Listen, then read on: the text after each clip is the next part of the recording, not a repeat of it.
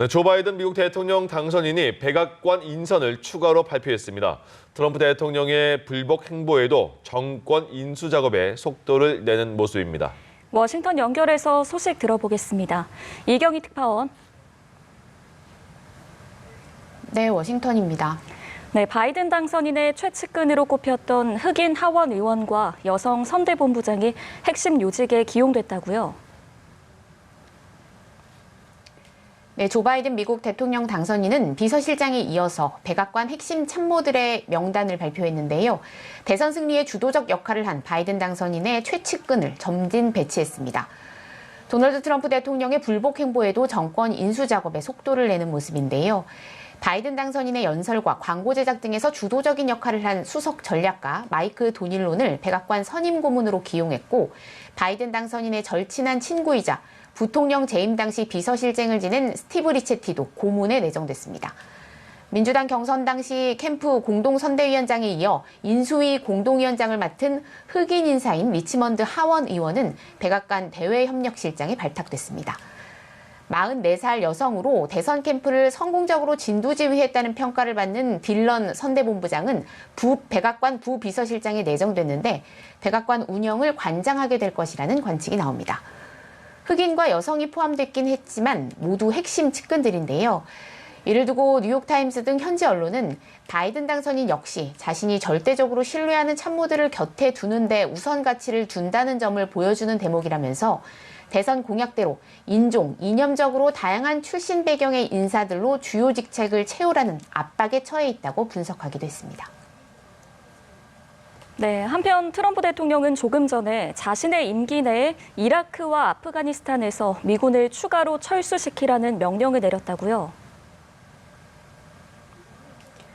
네, 정권 이양에 협조하지 않고 마이웨이를 가겠다는 뜻을 거듭 확인하는 조치로 풀이되는데요. 크리스 밀러 국방부 장관 대행은 아프가니스탄과 이라크에 주둔하고 있는 미군 일부를 철군하기로 했다고 밝혔습니다. 특히 트럼프 대통령 퇴임 닷새 전인 내년 1월 15일을 시한으로 제시해서 재임 기간 내에 이행하겠다는 의지를 분명히 했습니다. 미국 정권 교체기에 국제 질서의 불확실성을 가중시키는 요인이 될 수 있다는 지적이 나오는데요. 현재 아프가니스탄에는 4,500명, 이라크에는 약 3,000명의 미군이 주둔하고 있는데 각각 2,500명 규모로 감축할 예정입니다. 한편 트럼프 대통령의 불복 소송은 난항을 겪고 있습니다. 패소 판결이 잇따르면서 캠프 법률팀 스스로 소송을 취하하거나 축소하는 일도 이어지고 있는데요. 블룸버그 통신은 트럼프 캠프나 지지자들이 우편 투표 기한 연장, 개표, 규칙 준수 등에 초점을 맞춘 20건의 소송을 냈지만 몇몇 작은 사건에서만 승리했다고 전했습니다. 소송을 대리하는 로펌과 변호사도 줄줄이 발을 빼고 있어서 트럼프 대통령 입장에서는 어려움이 가중되고 있습니다. 네, 다른 내용도 알아보겠습니다.